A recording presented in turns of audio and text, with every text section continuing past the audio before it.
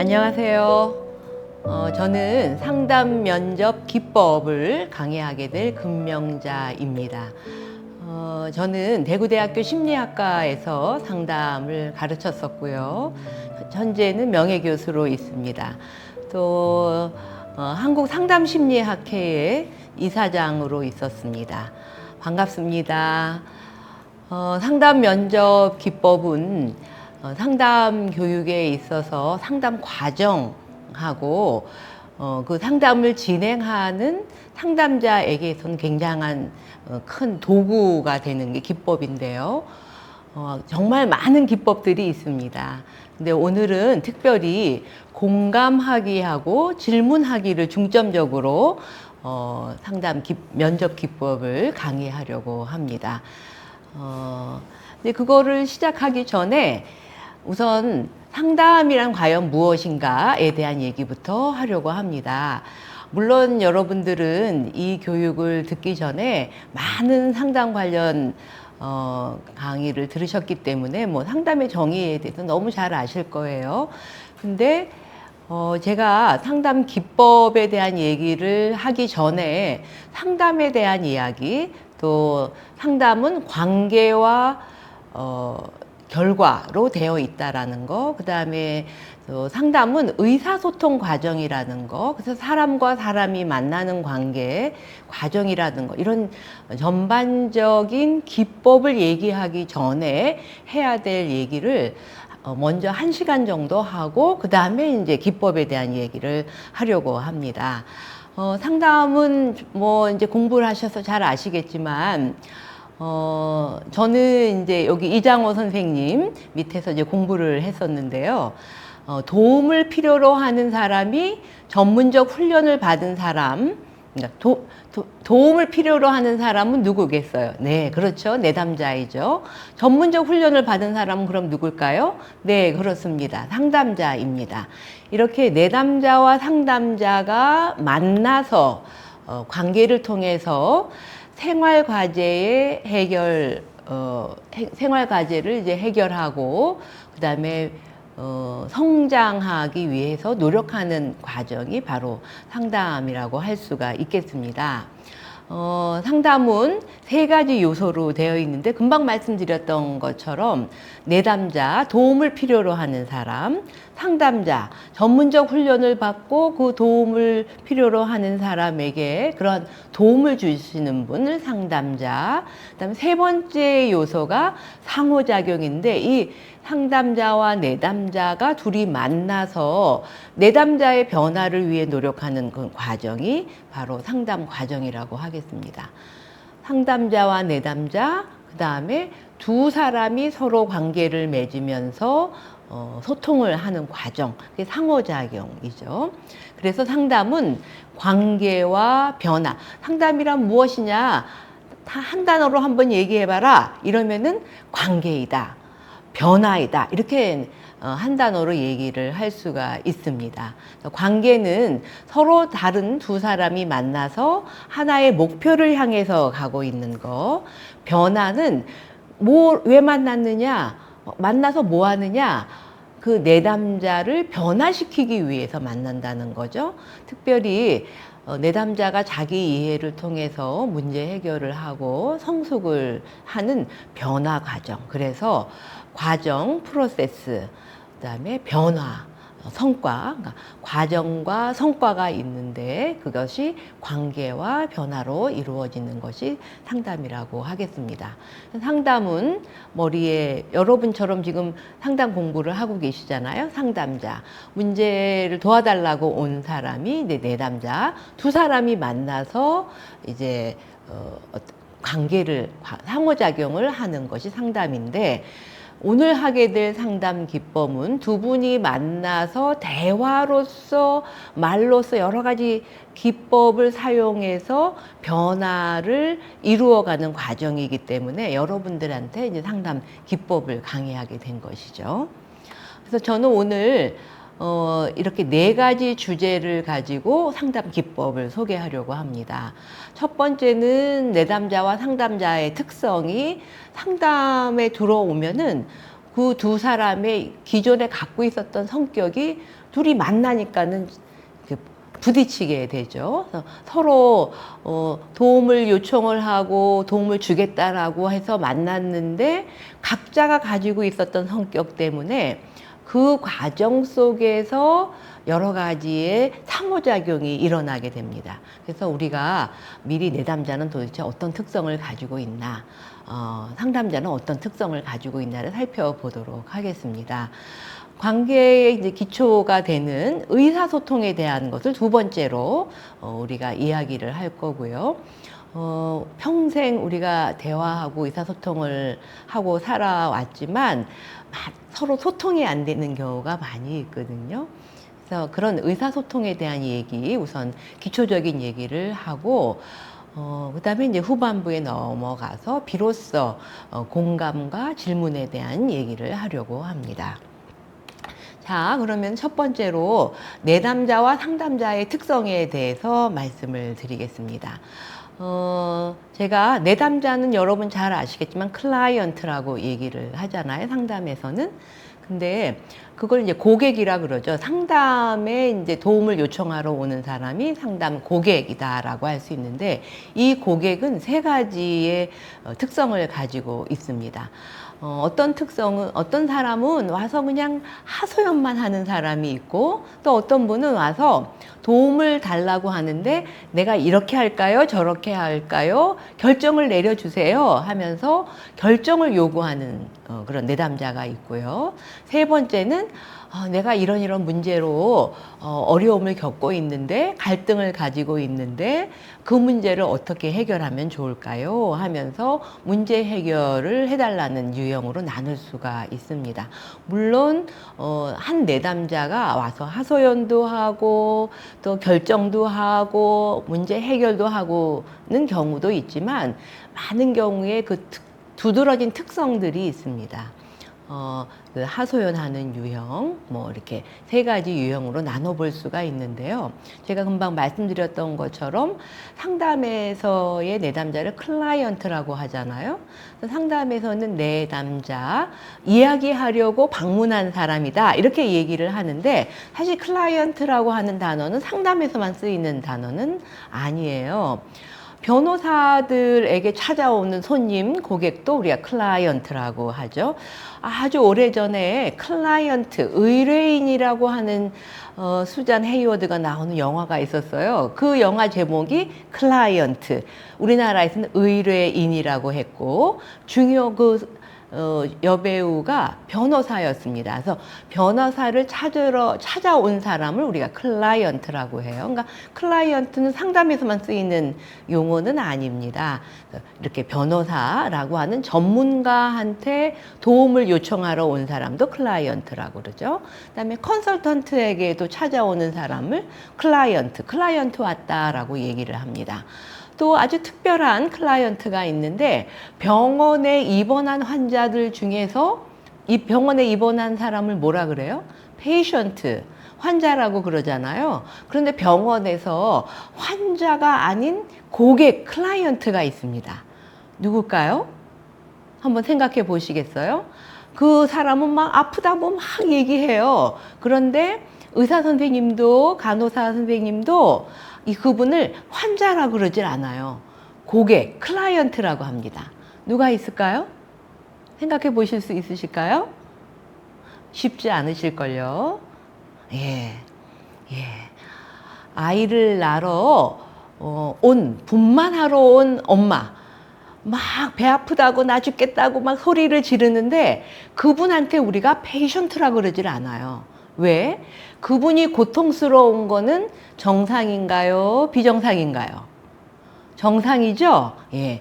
클라이언트는 지금 고통스럽고 어렵고 힘들지만 그것이 비정상이지 않을 때 우리는 클라이언트라고 합니다. 그래서 병원에서도 분만하러 온 분만장에 들어온 산모를 환자분 오셨습니다 이렇게 얘기하지 않아요. 클라이언트 왔습니다라고 얘기합니다. 왜냐하면 그분이 소리 지르면서 아프다고 얘기를 하지만 그 고통은 애브노말이 아니라 노말이기 때문에 그래요. 자, 그렇다면은 상담에서의 클라이언트는 환자가 아닙니다. 클라이언트죠. 그러면 우리를 찾아온 클라이언트는 이상한 사람이 아니에요. 에브노말이 아니에요. 노말인 거예요. 그분이 생활하시면서 발생한 여러 가지 어려움, 그 어려움은 아주 누구나 겪을 수 있는 정상적인 고통이다. 그래서 우리는 클라이언트 내담자라고 하는 겁니다. 제가 이제 학부에서 대학원 올라올 때 전공을 하려고 할 때 임상심리를 할까 상담심리를 할까 고민을 제가 했습니다. 근데 차이점은 뭐냐면 상담심리에서는 클라이언트, 내담자를 만나서 그분한테 도움을 주는데 임상심리는 병원에서 페이션트를 만나서 환자를 만나서 평가도 하고 치료도 하는 게 이제 임상심리입니다. 그래서 저는 나 에브노말 정신과에서 에브노말한 사람 만나서 상담 치료하는 게 아니라 난 정상적인 사람을 만나서 얘기하고 싶어. 그래서 저는 상담심리를 선택을 하게 된 겁니다. 그래서 여러분들이 만나는 클라이언트는 물론 요즘에는 정신과적인 문제를 호소들을 많이 합니다. 그래서 상담자들이 이 사람이 에브노말인가, 노말인가, 정상인가, 비정상인가를 이렇게 스크리닝, 분별해 낼 수 있는 능력이 있으셔야 돼요. 물론 검사를 통해서도 알 수가 있지만 여러 많은 경험을 하다가 보면 이제 이 사람이 이렇게 하는 행동, 이런 태도, 이런 말의 내용 이런 걸 봐서는 이거는 에브노말이 비정상인 것 같아. 이 사람은 더 정확한 진단이 필요해. 이렇게 이제 스크리닝하는 능력을 요즘은 더 많이 요구를 하고 있습니다. 자, 우리가 만나는 고객은 클라이언트라고 하는데 세 가지 유형, 하소연하는 유형, 결정을 요구하는 유형, 문제 해결 유형이 있습니다. 그럼 한 분 한 분 한번 살펴보도록 하죠. 우선은 하소연하는 유형은 와서 딥다 자기 얘기를 하는 거예요. 억울하고 섭섭하고 화나고 답답하고 뭐 이런 죄책감이 있고 수치스럽고 이런 아주 마음속에 응어리졌던 얘기들을 막 와서 틀어놓습니다. 불편한 마음을 털어놓기 위해서 상담을 찾아온 거죠. 그럴 때 그러면 상담자는 뭘 해야 될까요? 그렇습니다. 들어줘야 되죠. 그리고 계속 이야기를 털어놓을 수 있도록 도와줘야만 돼요. 근데 듣다가 보면 상담자가 너무 답답해져요. 이분들의 특성은 뭐냐 하면은 자기 얘기만 해요. 문제는 항상 사람과 사람 간의 관계에서 문제가 발생하거든요. 그럼 상대방이 어떠한 생각이 있고 상대방은 또 무슨 마음을 가졌을까? 왜 그런 행동을 했을까를 생각을 해야 되는데 이분은 자기가 피해자로서 자기 중심적으로 자기 얘기를 많이 합니다. 또 이분들의 또 특성은 좀 타인에 대한 공감 능력이 떨어질 때가 있어요. 그래서 상담자가 듣다가 보면은 답답해. 어떻게 이 사람은 자기 중심적일까? 이렇게 자기 생각만 할까? 이렇게 생각이 될 때가 있다는 거죠. 상담자도 이런 내 남자를 만나면은 평정심을 잃고 부글부글 속에서 답답해. 지루해. 지겨워. 이런 느낌이 들 수가 있어요. 다시 말해서 사람과 사람이 만나서 감정적인 부딪힘이 생길 수 있다는 겁니다. 그래서 상담도 역시 의사소통이 굉장히 중요하죠. 두 번째 유형은 결정을 내려달라고 요구를 하는 거예요. 이 남자랑 결혼할까요? 저 남자랑 결혼을 할까요? 이 학과에 가야 될까요? 저 학과에 가야 될까요? 이 집을 사야 될까요? 말아야 될까요? 그것을 상담에 와서 결정을 내달라고 얘기하는 유형이에요. 자신은 결정을 내리지를 못하고 상담자에게 결정을 내려달라고 요구하는 유형이죠. 여러분들은 결정을 내릴 때 어떻게 하세요? 그냥 감각적으로 하시나요? 인사이트풀하게 하시나요? 대체적으로 꼼꼼하게 하시는 분은 대차대조표, 이 A번을 선택을 할 때는 어떤 건 이득이고 어떤 값을 치러야 되고, B를 선택할 때는 어떤 이득이 있는데 어떤 코스트, 모든 값을 치러야 되나, 어떤 노력을 해야 되나, 뭐 이런 것들을 다 셈해 보면서 더 얻는 것이 많은 선택을 하게 되잖아요. 여러분들도 그렇게 결정을 하시나요?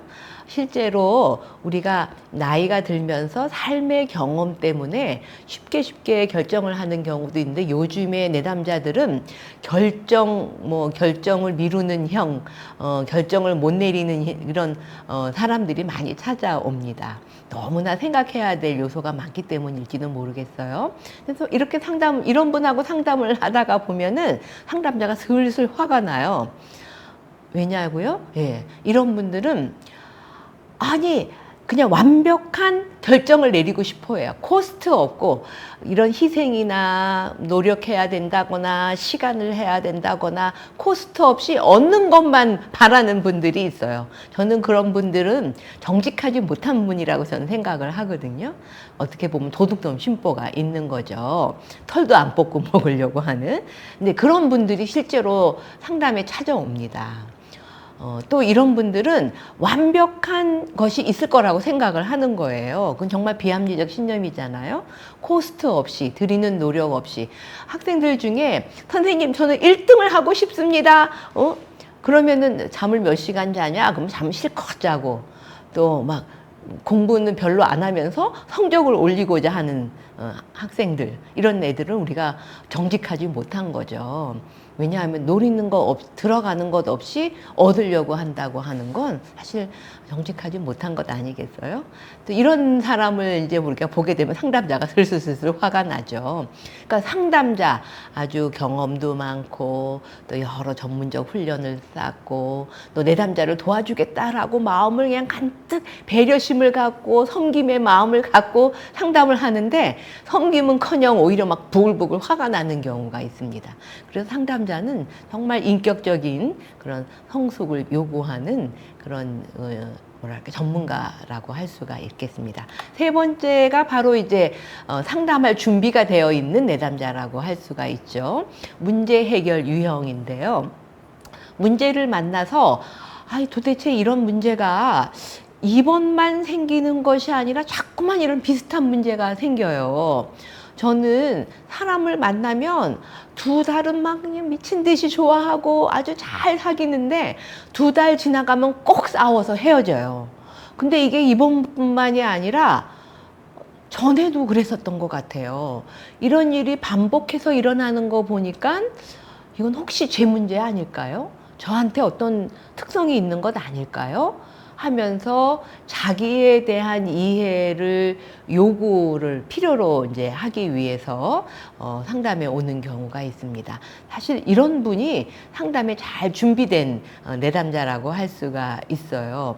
비슷한 문제가 반복이 되고 이게 문제가 저 사람이 아니라 내가 문제인 것 같아 하는 것을 이제 어렴풋하게 깨닫고는 있죠. 그런데 많은 경우에 이게 나 때문이로구나, 내가 바뀌어야 돼, 이렇게 확신을 가지고 오시는 분은 없어요. 그거 받아들이기가 쉽진 않잖아요.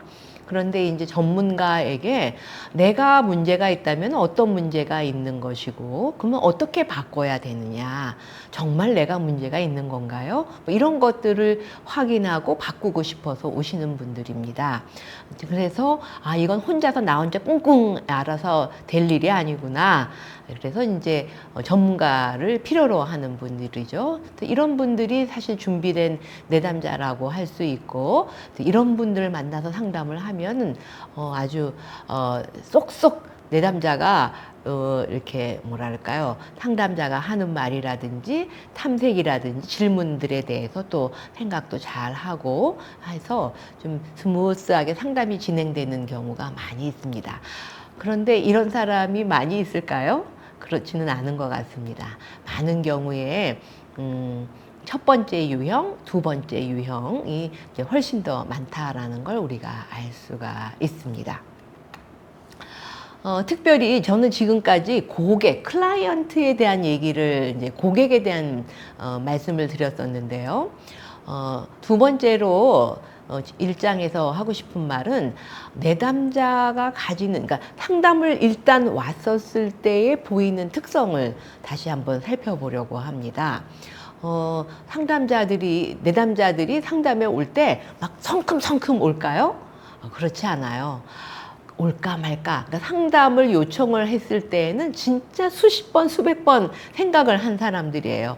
왔긴 왔지만 내가 잘 온 걸까? 괜히 왔나?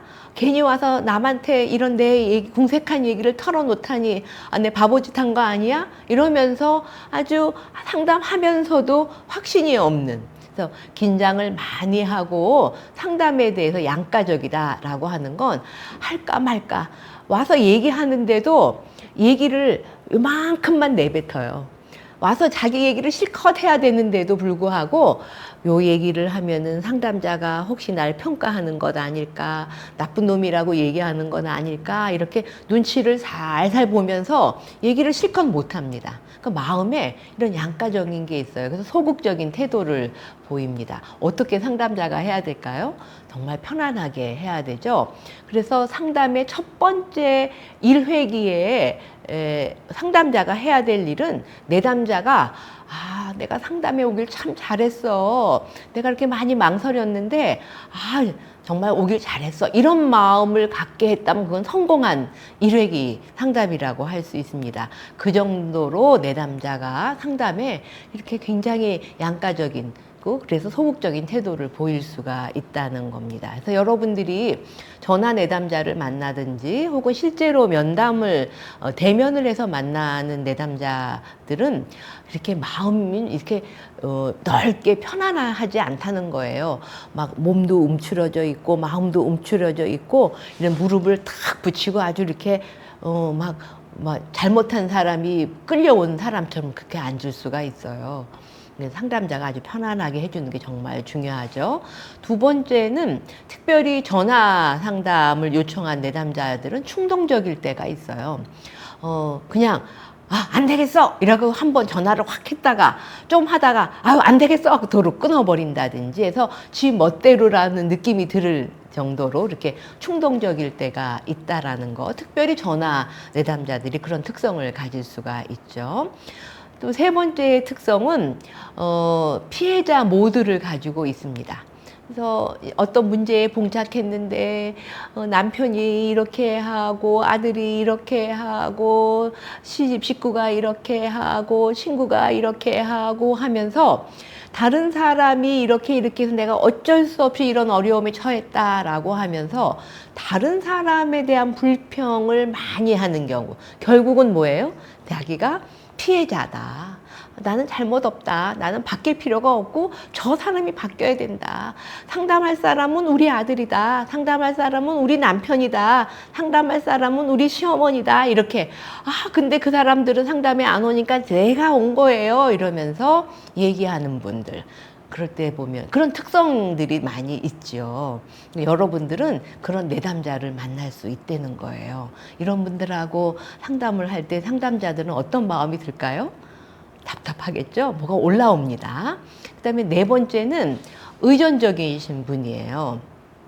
자기는 하지도 않고 답을 가르쳐 주세요. 얘기는 요만큼 하고 답을 알려주세요. 선생님은 전문가 아닙니까? 어떻게 해야 되는지를 가르쳐 주세요. 마치 병원에서 약 주세요. 약 하나 먹으면 열이 뚝 떨어지고 약 하나 먹으면 뚝 몸살이 멈고 이런 약을 요구하듯이 답을 달라고 요구하는 내담자가 있습니다. 그러면은 상담하시는 분은 막 조바심이 나요. 달라고 하는 거는 다 주세요 이렇게는 안 하죠. 그런데 막 눈빛이라든지 말한다든지 어떻게 해야 됩니까? 어떻게 해야지 해결책입니까? 하고 달려들면 상담자는 막 마음이 급해지죠. 빨리 뭔가 줘야만 될 것 같은. 그러니까 상담자가 내담자가 어떻게 하느냐에 따라서 상담자가 마음이 바뀌어요. 평정심을 유지하기가 너무나 어렵습니다. 그래서 상담자는 정말 많은 훈련을 해야만 됩니다. 이렇게 찾아온 내담자들은 너무 의존적이고 피해자 모두가 있고 충동적이고 소극적이고 하기 때문에 상담을 스무스하게 하기가 쉽지는 않습니다. 그래서 상담 초기에는 우리가 구조화도 해야 되고 동기화도 해야 된다, 이런 얘기를 하는 겁니다. 아마 여러분들이 상담의 과정에 대한 강의를 들으셨다면은 구조화, 동기화에 대한 얘기를 들으셨을 텐데, 바로 이런 내담자의 특성들이 있기 때문에 이런 것들이 필요로 하는 겁니다. 내담자가 이런 특성을 가지고 있다면 상담자는 어떤 특성을 가지고 있을까요? 여러분들은 어떠세요? 어떻게, 여러분들은 다른 사람을 도와주고 얘기를 들어주고 막 이런 특성을 가지고 있으니까 정말 하회와 같은 넓은 아량을 갖고 있고 뭐 성숙되어 있고 막 이러신 분들이시지요? 아니신가요? 저는 제가 상담 처음 시작했을 때 겉으로는 그런 말 못했어요. 근데 속으로는 나는 참 착한 사람이야. 다른 사람을 도와주려고 하는 특성을 가지고 있어. 나는 상냥해. 다른 사람한테 친절하게 얘기할 수 있어. 이런 나한테 가지고 있는 특성이 상담에 아주 좋은 특성일 거라고 생각을 했었어요. 저는 사실 뭐 여러분 생명의 전화에서 강의를 들으시니까 저는 예수쟁이거든요. 그러니까는 예수님이 사랑을 베풀고 다른 사람을 도와주고 이런 걸로 아기 때서부터 많이 귀에 못이 배기게끔 들었단 말이에요. 그러니까는 제가 막 도와줄 수 있다 이렇게 생각을 했었는데, 처음에 이 특성은 참 좋았던 것 같아요. 그런데 내담자들이 답답하게 만들고 조급하게 하고 자기 거는 안 내놓고 다른 사람 탓만 하고 답을 달라고 조르고 막 이러면은 제가 상냥한 게 어디 가버려요. 속에서 부글부글 막 화가 올라오고 막 답답해서 죽겠는데 그건 표현은 못 하겠지. 막 이러니까 이게 내담자 말이 귀에 들어오지도 않고 이런 특성이 생기더라고요. 그래서 상담자는 정말 훈련이 필요합니다. 여러분처럼 상담을 해보시겠다라고 오신 분들의 특성이 있습니다. 근데 이런 특성은 굉장히 바깥에서는, 상담의 바깥에서는 다른 사람들이 박수 쳐주는 정말 좋은 특성이야, 이런 특성이라고 말하는 특성들입니다. 자, 어떤 특성이 있을까요? 자발적입니다. 그거 하기 전에 제가 여기에 빨간 글씨로 위험한이라고 얘기를 해놨어요. 실제로는 위험하진 않아요. 정말 좋은 특성이죠. 모든 사람들이 이런 특성을 가지고 싶어 해요. 그런데 상담에서는 이러한 특성이 위험할 수 있는 특성으로 바뀔 수가 있습니다. 한번 볼까요? 예. 자발적인 특성, 자발적이죠. 아주 주도적이고 누가 시키기 전에 먼저 나서서 하고 뭐 이런 특성이에요. 바깥에서는 어때요? 너무 좋은 특성이죠. 그런데 상담에서는 이런 사람들은 어떤 마음이 쉽게 생길까요? 막 자발적이에요. 먼저 알아서 막 척척척척, 남이 말하기도 전에 척척척척 이렇게 하시는 분. 상담에서 이런 분들은 내담자하고 만났을 때 어떤 마음이 드실까요? 눈치채셨죠? 이분은 쉽게 답답합니다. 아이고, 저거를 왜 혼자 알아서 하지 않고 왜 도와달라고 그래? 왜 남이 해주기를 바라는 거야? 이런 마음이 막 올라와요. 그래서 제가 위험한이라고 얘기를 한 겁니다. 그래서 여러분들 여기 지금 공부하러 오신 분들은 자발적이신 분 많을 거예요. 등록하고 신청하고 찾고. 근데 이런 분들이 상담하실 때 속에서부터 답답함, 말이 먼저 나가는 거죠. 내담자가 도와주세요 말하기 전에 당신은 이렇게 해야 합니다, 이렇게 하십시오 하고 먼저 이야기할 가능성이 높아요. 그래서 위험함입니다. 자발적이신 분들은, 지금까지 난 자발적이야 라고 하신 분들은 정말 좋은 특성이에요. 그걸 그렇다고 바꾸시지는 마셔요. 바꾸시지는 마시지만 상담에서는 내담자를 위협할 수 있고 내담 상담의 과정을 위협할 수 있는 그런 특성일 수 있다라는 걸 염두에 두셔야만 됩니다. 또 좋은 특성이지만 또 위험한 특성 하나 더 볼까요? 적극적이죠. 물론 자발적이라는 것하고 적극적이라는 것이 뭐 크게 다르지는 않습니다. 적극적이니까는 내담자가 얘기하기 전에 먼저 자기가 막 떠먹여 주는 거예요. 이렇게 하십시오, 이렇게 하십시오 하는 거죠. 근데 여러분들도 배우셨죠? 상담에서의 내담자가 스스로 바뀌고 스스로 알아가게 하는 거잖아요. 상담자 이렇게 하십시오, 저렇게 하십시오 조언하지 않잖아요. 근데 아주 적극적이신 분들은 막 먼저 자기가 앞서서 막 끌고 가요, 내담자를. 근데 여러분이 아마 만나시는 내담자들은 아주 답답한 사람, 질질질 끌려가는 사람들이 대부분일 거예요. 그러니까 그럴 때 너무 앞서가지 않도록 하는 게 굉장히 중요하거든요. 그래서 적극적이신 분들이 많습니다. 이것도 정말 좋은 특성이지만 주의하셔야 될 특성이죠. 세 번째는 책임감이 있으신 분이야. 아유, 박수 치면서 좋은 특성이잖아요. 그런데 책임감이 있으니까 이분이 상담하고 가고 하루 집에 가서 막 끙끙 앓는 거예요. 내담자가 내가 상담을 했는데 크게 변화하지도 않고 크게 도와주지를 못한 것 같아. 큰일 났다. 내가 괜히 시간을 버렸나 이러면서 아주 책임감 때문에 괴로워하시는 분들이 있어요. 이것도 상담자의 정신건강에 좋지는 않죠. 그러니까는 적극적이신 분처럼 책임감이 높으신 분도 막 내담자를 끌고 갈 가능성이 있습니다. 아시겠지만 내담자는 기운이 없어요. 내담자는 답이 없습니다. 이것저것 다 해봤는데 별로 여태까지 성공을 못한 거예요. 그래서 많은 경우에 무기력한 내담자들이 많이 있거든요. 그러니까 막 무기력하니까 상담자가 막 더 기운을 내시면서 막 끌고 가려고 하시는 분들이 있어요. 굉장히 위험합니다. 네 번째는 통제력이 있습니다. 통제력이 있다라고 하는 거는 이렇게 하십시오. 1번은 이거고 2번은 이렇게 하고 딱딱 이 상황이 이렇게 풀어지는 걸 못 견뎌 해요. 그래서 내담자를 막 끌고 어디론가로 데려가려고 하는 거예요. 그래서 막 힘이 내담자한테 주어집니다. 내담자는 바깥에서 막 그런 사람들한테 시달려 갖고 통제가 잘 안 돼 갖고 너무 또 시달려 갖고 왔는데 상담에 와서도 막 시달리는 거야, 상담자한테. 그럴 가능성이 있을지도 몰라요. 그래서 바깥에서는 꼭 필요한, 사회에서는 정말 좋은 특성이지만 상담 회기 안에서는 정말 위험한 특성일 수가 있습니다. 자, 다섯 번째는 인정 욕구가 높으신 분들이 상담자가 되려고 하시는 분들이 많아요. 아주 대표적인 사람이 접니다.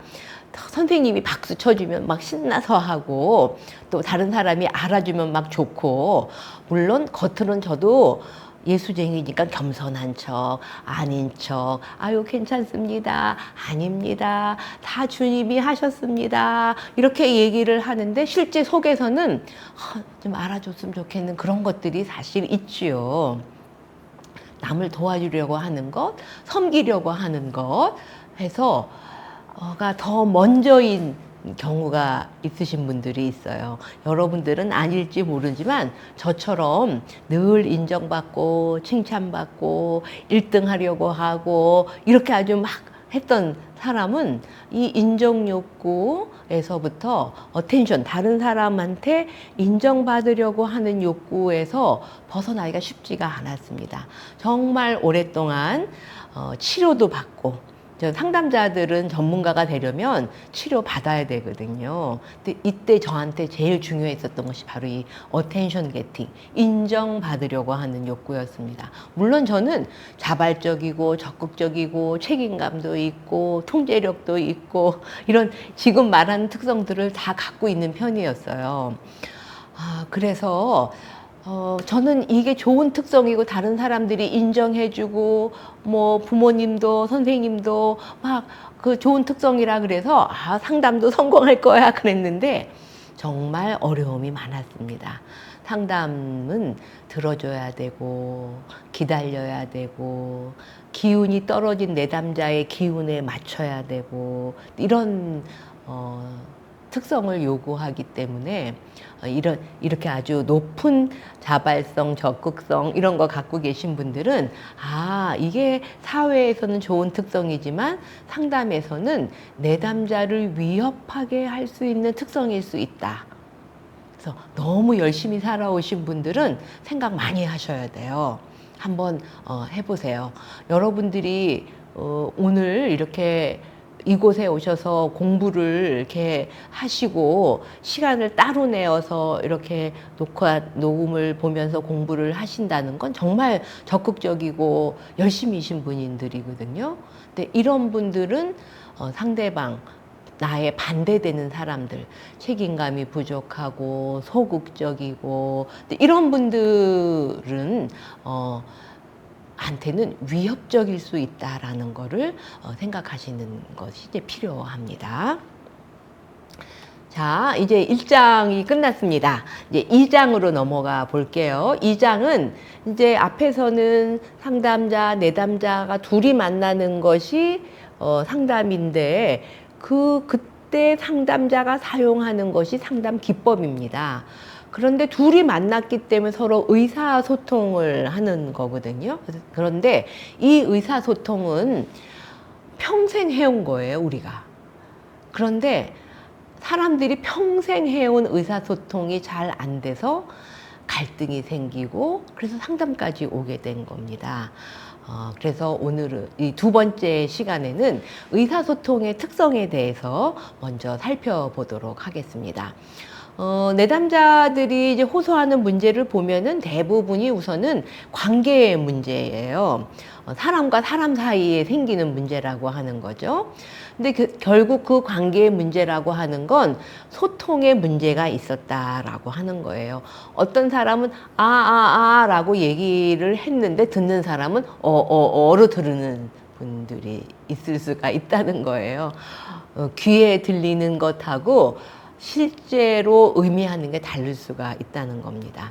세 번째는 이 의사소통이라고 하는 것이 관계를 형성하는 것의 기초인데 사람들마다 예를 들어서 제가 남편하고 둘이 이제 관계가 되는 거잖아요. 아내와 남편. 그럼 저는 남편이란 어떤 존재가 돼야 되느냐. 남편에 대한 역할에 어떤 기대가 있어요. 남편이란, 남자란 이러면서 어떤 기대를 합니다. 저처럼 이렇게 나이가 있고 옛날 사람들은 남편은 바깥에서 돈 벌어오고 운전도 먼저 하고 힘센 거 해야 되고 뭐 이러는 게 제가 남편에 대한 기대였었거든요. 근데 우리 집에서는 제 남편은 운전하지 않아요. 제가 운전을 합니다. 남편이 나 운전하기 싫어. 처음에 결혼 20대 때 전 결혼했는데 할 때 나 왜 남자가 왜 운전 안 하려고 그래? 그러니까 남자 나는 무서워서 싫어. 그렇게 얘기하는 거예요. 그러니 제가 얼마나 기가 막혔겠어요.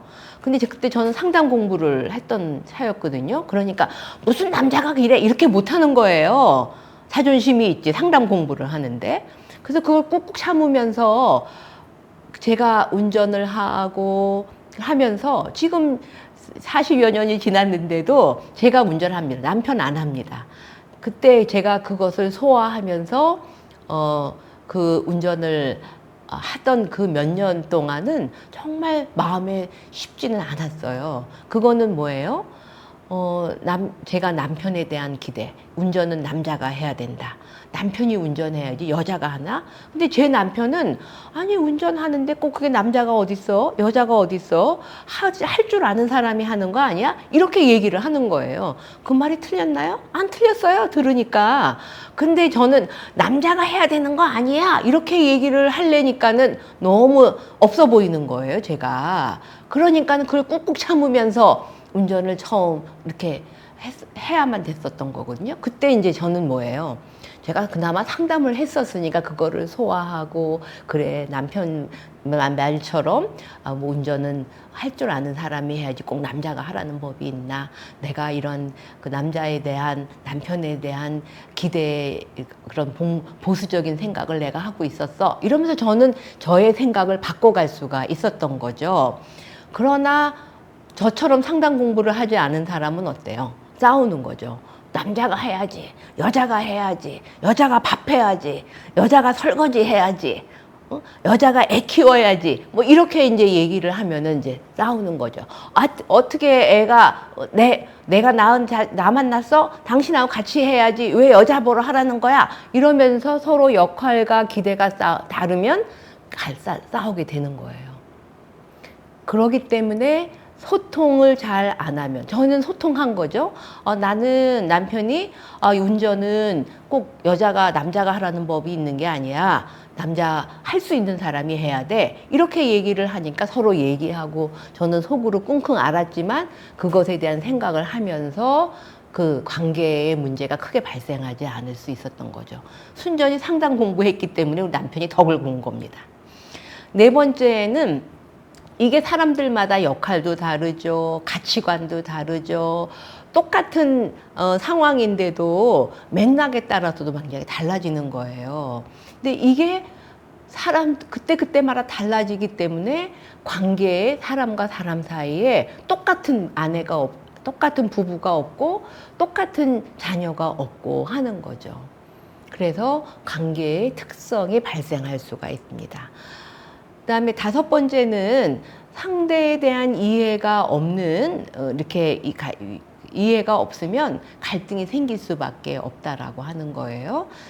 이제 제가 대부분의 내담자의 문제는 관계의 문제이고, 이 관계의 문제는 소통의 문제이고, 이 소통에는 소통 자체가 있는 것뿐이 아니라 그 밑에 역할, 기대, 가치, 이런 것들이 있다는 거고, 이게 사람들마다 다르기 때문에 부딪힐 수밖에 없고, 그래서 상대에 대한 이해가 없으면은 그거는 갈등을 그냥 불러모으는 거죠.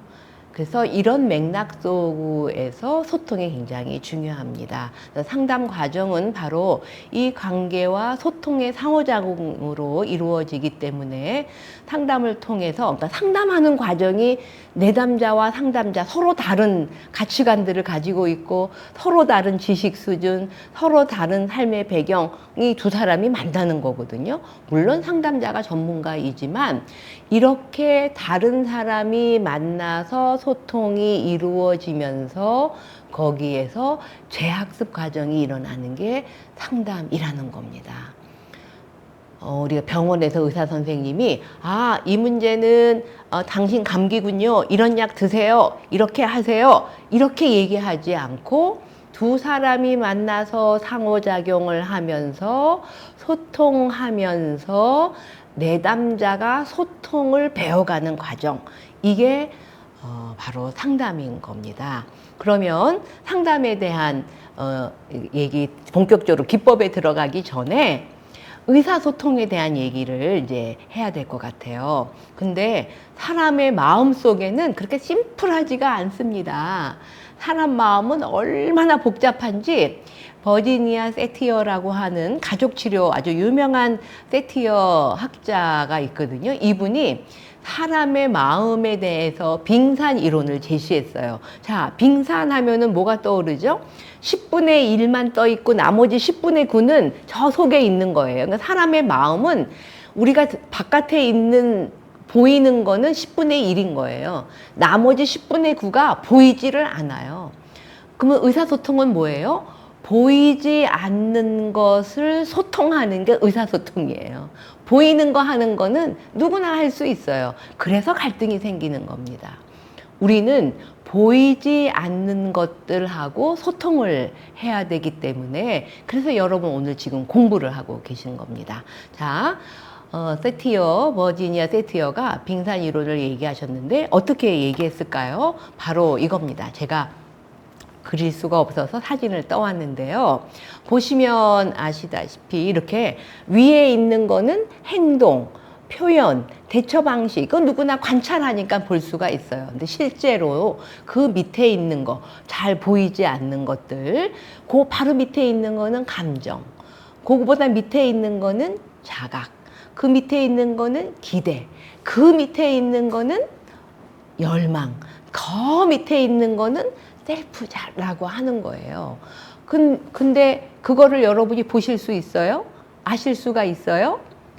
없죠.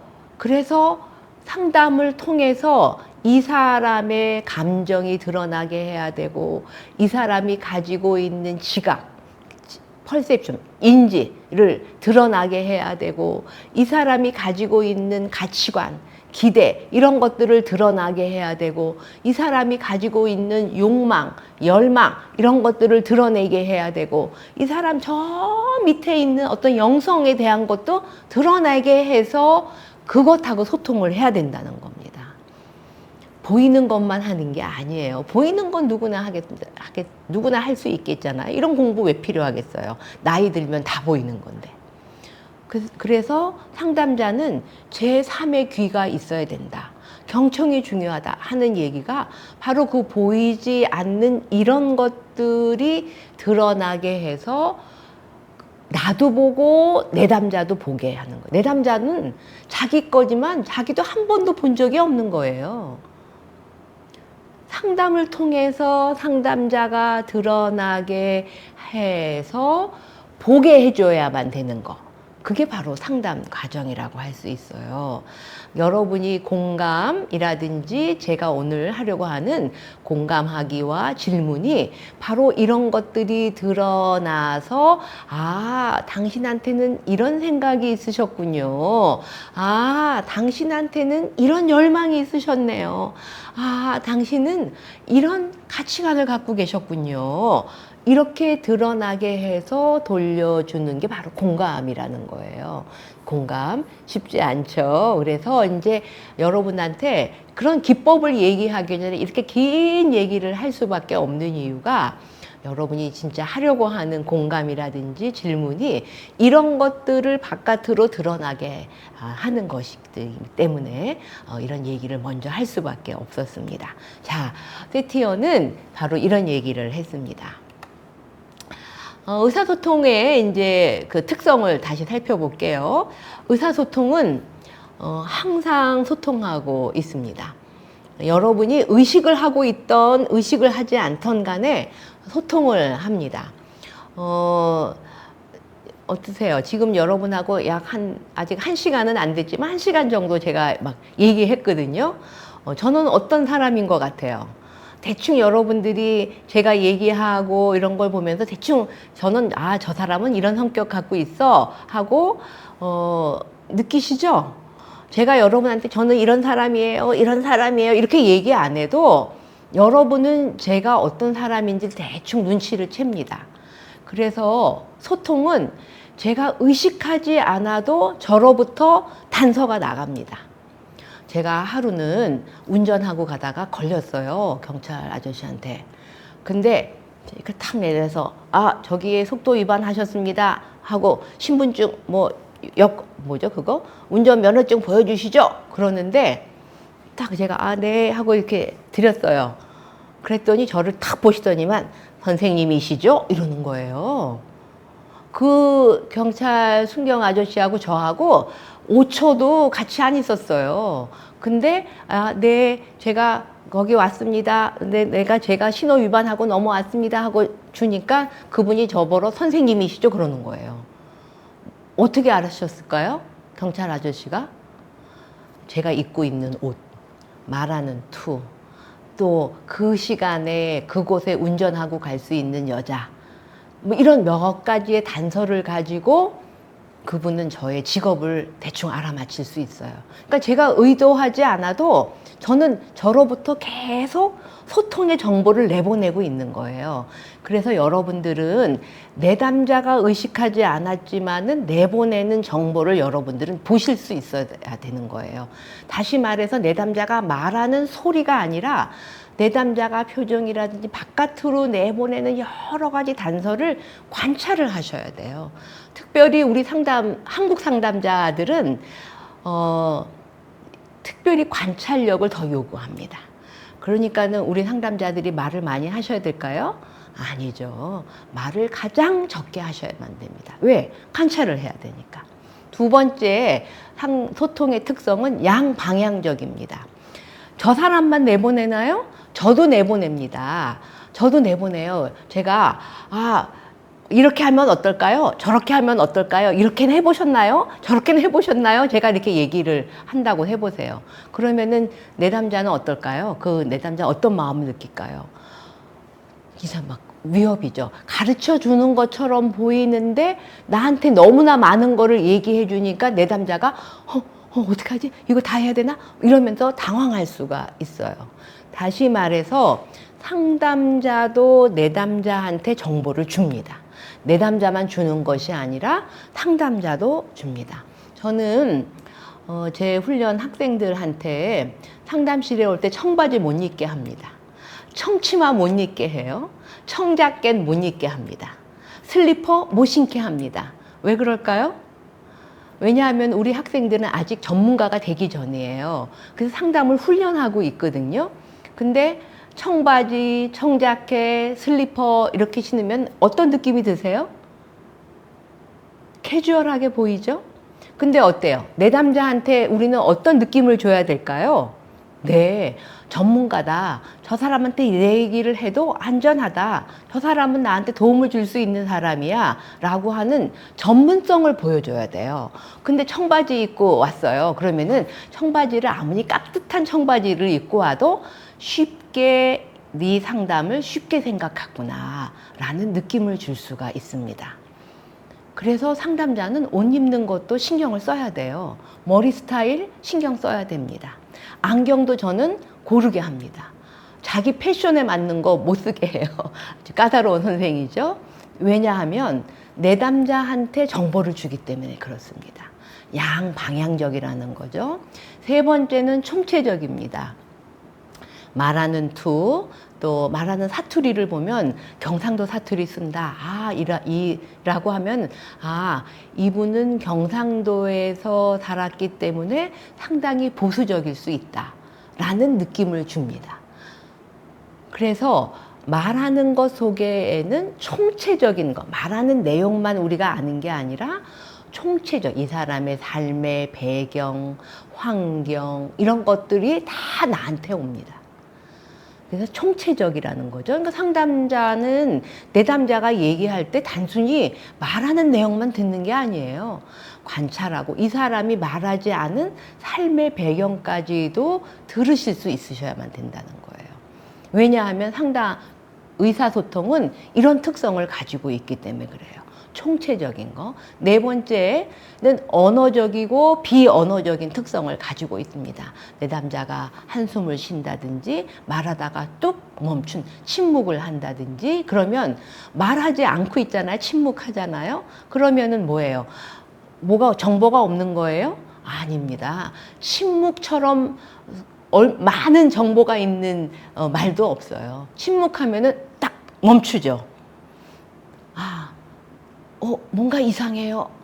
더 말하고 싶지 않아요. 이건 무슨 일이죠? 이런 정보가 오는 거예요. 그래서 상담자도 가끔 침묵을 사용합니다. 내담자도 침묵할 때 상담자가 왜 이러지? 왜 말을 끊고 있지? 그래서 상담자 훈련에서 내담자가 3초 이상 침묵하면은 기록하게 되어 있습니다. 3초. 어때요? 제가 3초 얘기 안 했거든요. 놀라셨죠? 3초가 그렇게 긴 겁니다.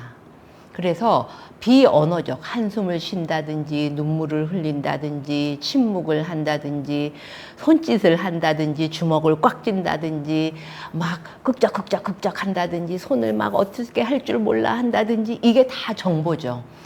다리를 막 떨고 있어요. 무슨 정보가 오고 있죠?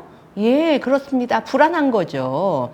그런 것들이 비언어적인 정보가 우리한테 도달하는 겁니다. 다섯 번째는 표면적인 것과 심층적인 것이 있습니다. 내담자는 어저께 엄마하고 아버지하고 대들이 나게 싸웠어요.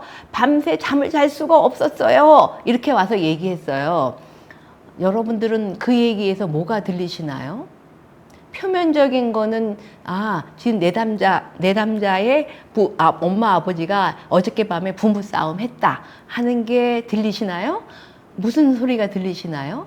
잠을 잘 수가 없었어요 라고 하는 것 속에 이 자녀 내담자의 마음이 들려지시나요? 엄마 아버지가 대들이 나게 싸워서 얘가 잠을 잘 수가 없는 거는 시끄러워서 못 자 이런 뜻인가요? 아니죠. 엄마 아빠가 대들이 나게 싸워서 시끄러운데 잠 못 자는 게 대수인가요? 얼마나 무서워요. 혹시 이혼하는 건 아닌가? 이게 우리 집이 이렇게 문제가 생기는 건 아닐까? 어저께 우리 엄마 아빠가 대들이 나게 싸웠어요 라고 하는 사건을 얘기하지만 그 밑에 뭐가 있죠? 어저께 너무 무서웠어요. 우리 집이 큰일 날 것 같아요. 너무너무 조바심 나요. 둘이 이혼하면 어떻게 해요? 그런 말은 하지 않았지만 그런 내용들이 있는 겁니다. 그래서 내담자가 어저께 우리 엄마 아버지가 싸웠어요 라고 하는 사건, 표면적인 얘기를 하더라도 상담자 뭘 들어야 돼요? 너 얼마나 무서웠니? 얼마나 두려웠어? 너 잠도 못 잤겠구나. 이렇게 그런 얘기를 들어야 되는 거예요. 다시 말해서 의사소통, 내담자가 하는 말 속에는 바깥으로 있는 말이 중요한 게 아니라 밑에 깔려 있는 거. 아까 우리 빙산을 보셨죠? 밑에 감정, 자각, 또 인격, 가치관, 영성 이런 것들이 수두룩하게 있는 거예요. 근데 내담자는 와서 달랑 얘기하는 거예요. 어저께 우리 엄마 아버지 싸웠어요. 이렇게 얘기하죠. 그 말 속에 그 밑에 있는 것들을 여러분들은 들으실 수 있으셔야만 됩니다. 공감은 뭐예요? 그 속에 있는 것을 듣는 게 바로 공감입니다. 그래서 제가 공감을 얘기하기 전에 이렇게 1시간 내내 상담자와 내담자는 어떤 특성이 있나, 또 의사소통에는 어떤 특성이 있나, 이런 얘기를 길게 얘기할 수밖에 없는 겁니다. 기법? 그거 크게 중요하지 않아요. 이런 것들이 있다라는 거를 알고 그런 것들을 들으시려고 하는 게 중요합니다. 그 다음에는 조금 더 이제 의사소통과 관련해서, 내담자의 이런 소통에는 아까 제가 소개했던 버지니아 세티어라는 그런 분이 가족치료 학자인데 의사소통 이론을 제시를 했는데 사람들은 이렇게 5가지의 유형을 가지고 있다고 얘기를 합니다. 언제든지 위로, 네, 괜찮습니다. 당신 좋을 대로 하세요. 전 괜찮아요. 늘 상대방을 좋게 하고 자기는 없어지는 사람. 이런 사람들은 어떨까요? 분위기는 좋을지 모르지만 이 사람은 골병 들겠죠? 화병 들겠죠? 왜? 자기는 없으니까. 근데 우리 주변에 남편이 힘이 세고 그러면 어때? 싸우기 싫어서 부인이 어때요? 네네, 알았어요. 당신 좋을 대로 해요.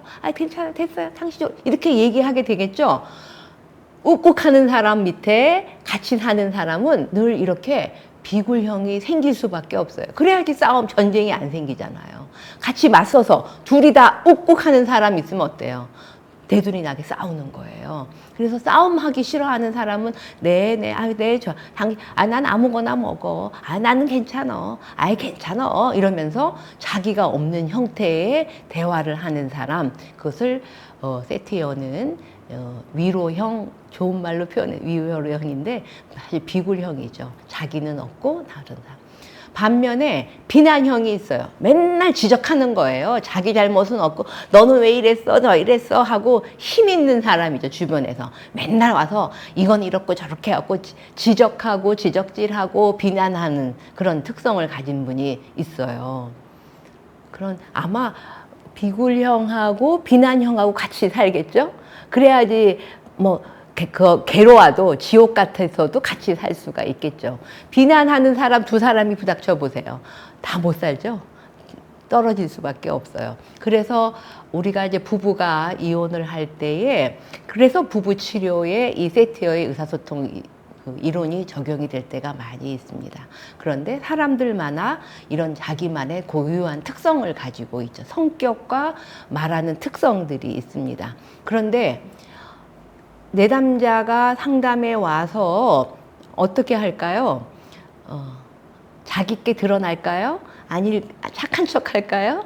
아닙니다. 내담자도 와서 자기께 그대로 드러납니다. 와서 선생님 제가 실컷 얘기했는데 답을 왜 안 가르쳐 주십니까? 막 이러면서 얘기하는 사람이 있고, 뭐 와서 또 다소곳하게 아유 감사했습니다. 오늘 실컷 얘기 잘했습니다. 아유 감사합니다. 이렇게 얘기하는 사람이 있고, 어떤 사람 아니 답이 없지 않습니까? 나는 실컷 얘기했는데 막 이러면 따지는 사람도 있고 그러죠. 세 번째는 초이성형이라 그래서 이분은 그 문제는 지적도 안 하고 또 뭐 이렇게 슬슬 비는 것도 아니고 항상 객관적으로 다 심판자처럼 이거는 이렇고 저거는 저렇고 하면서 선생님이 되는 사람이 있어요. 뭐 처음에는 좋은 것처럼 보이는데 너무 인간미가 없죠. 그 남편이 이런다고 생각해 보세요. 이렇게 하면 안 됐어. 저렇게 하면 됐고. 지적은 안 하지만 소리는 안 지르지고 점잖은 것처럼 보이는데 그 밑에서 아내는 죽죠, 죽어. 왜냐하면은 다 평가를 하니까. 주로 평가하고 하는 분, 초이성형. 그다음에 네 번째는 산만형. 이분은 막 이렇게 상황이 너무 그러니까 막 이게 막 갈등할 것 같고 어려움이 생기고 이러면은 막 헬렐렐레 막 이러면서 막 유머를 섞고 그래서 분위기를 좋게 만들려고, 깨는 게 아니라 좋게 만들려고 하시는 분이 있어요. 주로 이제 이런 분들은 뭐 집안의 마스코트다 뭐 이런 얘기를 하기는 하는데, 역시 이 사람도 자기가 없죠. 이분은 막 험악한 분위기, 갈등 어린 분위기, 무거운 분위기를 못 견뎌야 하는 거예요. 그래서 막 괜히 툭툭 농담하고 괜히 뭐 이렇게 분위기를 좋게 만들려고 너무 애써요. 그래서 분위기를 좋게 만드는 사람으로 보일지 모르지만 이분은 속을 썩는 거예요. 왜? 자기가 없으니까. 늘 그렇게 뭐라 그럴까, 뭐 꼭두각시 노릇 이런 것만 하니까 뭐 나 없으면은 우리 집이 맨날 싸움이야 하면서 자기의 자리를 못 찾는 뭐 이런 경우가 있죠. 그래서 우리들 그 집안에서 보면은 큰 형은 이렇게 하고, 두 번째 형은 손가락질해서 비판하고, 세 번째는 그런 거 못 견뎌서, 그러니까 주로 이게 형제 삼형제가 있으면 맨 윗사람은 무게 잡고 초이성형, 두 번째는 뭐 화가 많이 나니까 계속 비판형, 세 번째는 그런 분위기가 너무 무서워서 집안의 마스코트처럼 여자처럼 막 그냥 뭐 아유 뭐 다 좋을 대로 하세요 하거나 정신없이 산만형, 이런 게 생길 수 있다고 하는 거예요. 물론 모든 사람을 이렇게 뭐 몇 가지로 나눌 수는 없어요. 다 조금씩이 들어갈 수는 있겠지만 대표적으로 이렇게 나눌 수가 있습니다. 마지막에는 일치형은 아주 이상적인 거죠. 이 사람은 자기 얘기도 하고 바깥에 마음에 있는 것을 그대로 솔직하게 진솔하게 드러내놓는 그런 특성을 가진 그런 분들입니다. 여러분들은 어떤 분이실까요? 여러분들은 아마 제가 여러분을 지금 볼 수는 없지만 아마 위로형, 착하신 분들이죠. 그래서 상담 공부하러 오셨을지 모르겠어요. 아마 여러분은 비난형은 별로 없을 것 같아요. 아마 여러분은 초이성형일지는 모르겠습니다. 판가름 내주기를 원하고, 일은 이거고 이는 이거고 옳은 건 이거고 저런 건, 그렇게 이제 아주 이제 뭐랄까 경험이 많고 뭐 이런 분들일 수는 있으실 것 같아요. 위험하죠. 지금 여러분이 내가 초이성형이야 이런 분들은 아까 얘기했었던 그 상담자의 특성, 좋은 특성일 수는 있지만, 선생님으로는 좋은 특성이지만 실제 내담자에게는 위협적인 그런 수 있다라는 거 생각하시면서, 우리는 상담 훈련을 통해서 일치형을 향해서 가야 되고, 내담자도 일치형으로 바꿔줘야만 되는 그런 것이 바로 상담의 과정이라고 할 수가 있겠습니다.